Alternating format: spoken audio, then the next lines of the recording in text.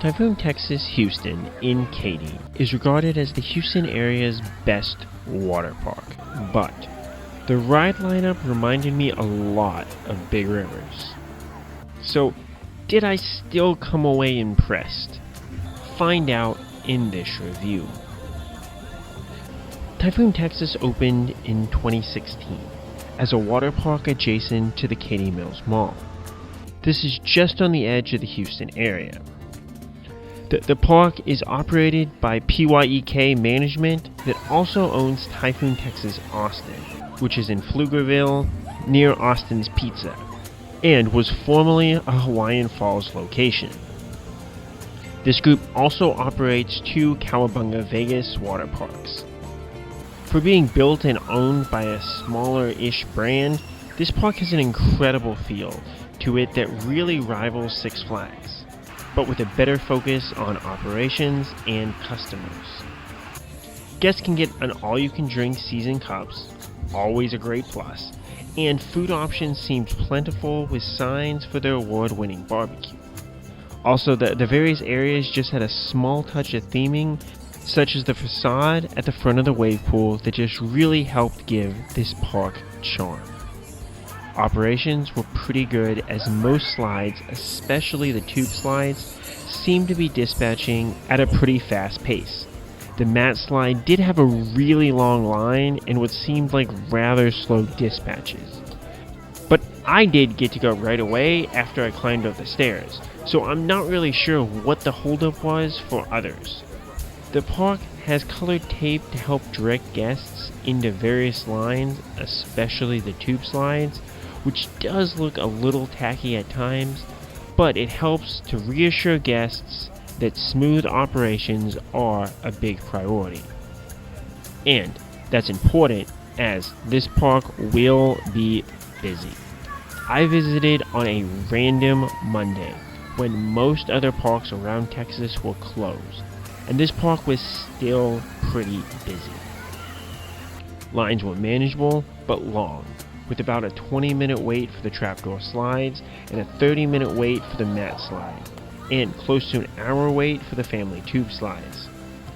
The snake pit could be done quicker if you were a single rider, as some slides use both single and double tubes, and many times the single tube sat up front as everyone in line was a double rider. So that did save me some time there for sure, and I also went to it right after rope drop, so that may have helped there too. Rope dropping as a day ticket though is really not an option, as season pass holders get in 30 minutes early, which is a great perk for them. Anyone in the group with a season pass holder does get this, even if they just have a day ticket, but the rest of the guests will need to wait for the park to officially open. Still, lines were a bit shorter at the start of the day, but I would prioritize the two family raft slides first if you can, as those will easily have the longest lines. Most guests at this park also seem to be very focused and professional about what they're doing. When rain shut down the rides, everyone immediately started queuing for the closed attractions, after it was safe to do so, something that I wouldn't expect at most water parks, except from the most serious of attendees. They do offer a fast pass to skip the lines, and they seem to route guests right to the front of the waiting area, so likely a fairly worthy investment if you'd like to skip lines on a busy day. As for the attractions, there are the standard wave pool and lazy river, a tube slide tower, two family raft slides, and a tower of body slides, along with a very solid kids area. Tidal Wave Bay is a neat wave pool that is crowded given the park's attendance levels. It has pretty decent theming and some tubes already in it, so really it is an above average wave pool that allows those who need something like this to really enjoy bobbing in the water.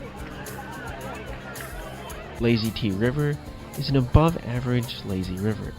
It is hard to wrangle up a tube, but otherwise it has a nice course that is enjoyable though slightly in the sun. The theming and structures help give it a nice little bit of shade, but it's really not a lot. For kids and families, they have Howdy Hollow, which is a small interactive pool area. The Gully Washer offers a solid family play gym with real body slides coming off of it. I've given Big Rivers a lot of praise for having a very similar structure, and this is a great setup for younger guests, especially since these lines will be much shorter than the bigger thrill slides. Typhoon Jr. also has a great collection of kiddie slides, 2 of which are even tube slides. This collection is superb and helps balance out this entire family area as really something special, especially for younger kids that want to experience actual water slides.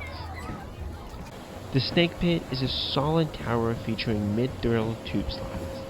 These aren't designed to be too scary unless you're my wife, but should offer something to all riders while being more accessible to younger guests as well. How parks are able to incorporate these nowadays is always a toss-up, so it is really nice to see a newer solid tube tower like this. Most can be experienced with either a double or single tube, but the line for a single tube was normally much faster. Water Moccasin, or the blue slide. Here you get some speed in the downward sections, but not as much as it looks like you will. There are water sprayers inside the bowl, so it was really hard for me to see after they sprayed my eyes. The slide is decent mixing in different elements, but it just wasn't extra special. Rattler, or the pink slide. There is some swaying up the sides with decent drops throughout the slide. The sense of speed was strong throughout, so it's fun, but just not a high thrill tube slide. Copperhead, or the orange slide. The enclosed sections were pretty chill. Then the half-pipe section offers some nice rocking, so there's a good balance between calm and a tiny bit of thrills towards the end. Mamba, or the black slide. Some of the slide isn't like total darkness, but some sections you can see something with some light. It is a good speed for an enclosed slide, but overall, it's a fairly mild tube slide. Diamondback, or the green slide. This is a relatively calm and close slide, but the profiling on the turns allows you to keep your overall speed throughout the layout, which doesn't always happen when the slide is enclosed.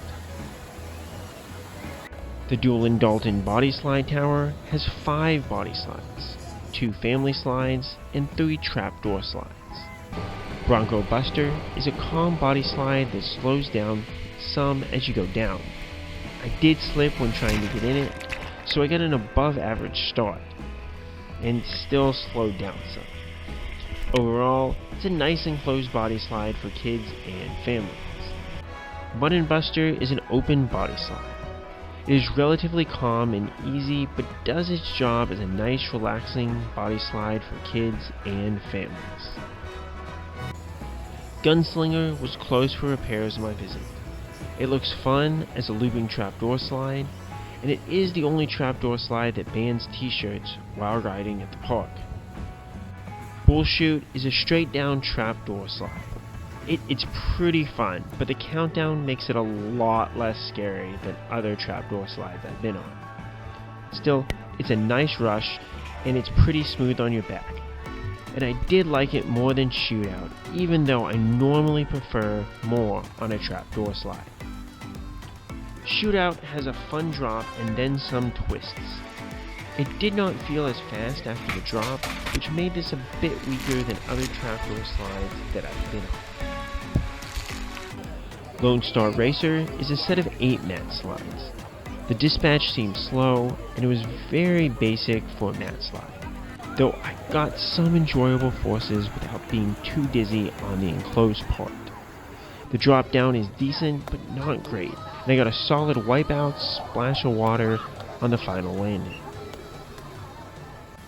Typhoon is the half-pipe family raft slide that offers a nice warm-up, followed by a strong push up the final wall. It is a thrilling experience, but just know the line can be brutal.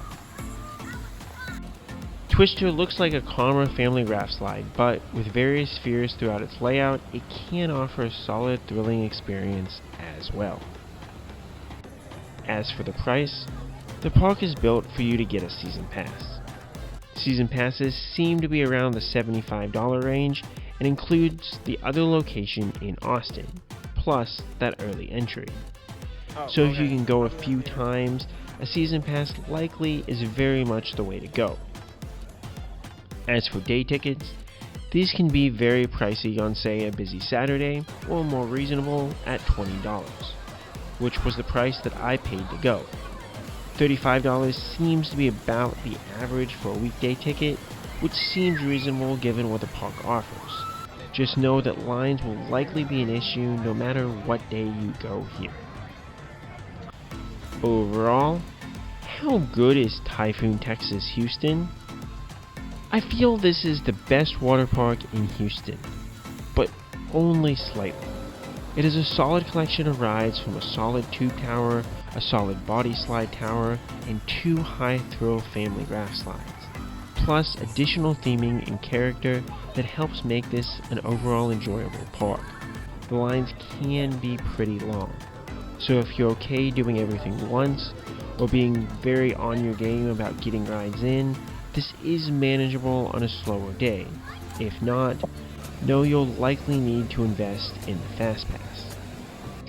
The overall park offerings remind me a lot of what Big Rivers has, as they have similar offerings in a body slide tower and a family raft tower, just without the trapdoor slides. Big Rivers' offerings are a bit less thrilling, but if they add a similarly strong tube tower, then their offerings would be very, very comparable. And Big Rivers does have a lot more to offer beyond just their water slides. It normally has much more reasonable lines and great overall operations. Schlitterbahn Galveston offers a very nice set of lazy rivers, though life jackets are required in them and the sun can be really, really hot, beating down on you while you're on those rivers. They mainly have body slides for the rest of their park, as their tube slides, including the water coaster Dragon Blaster, despite its nice drops, doesn't do much. Massive, their big water coaster, was closed on my visit to Schlitterbahn Galveston, so that might color some of my mediocre feelings about Schlitterbahn Galveston. Lastly, Hurricane Harbor Splashtown offers a charming setting with a weird layout, but does have a solid collection of tube and family slides. Their operations in my latest visits have been really bad, with slide closures and late openings, which make it just not as enjoyable of a park to visit as it really should be, especially given the shade and charm that this park could have if invested in properly. What has your experience been at Typhoon Texas Houston? Do you have any tips for how to beat the lines? Let me know, and as always, Cowabunga.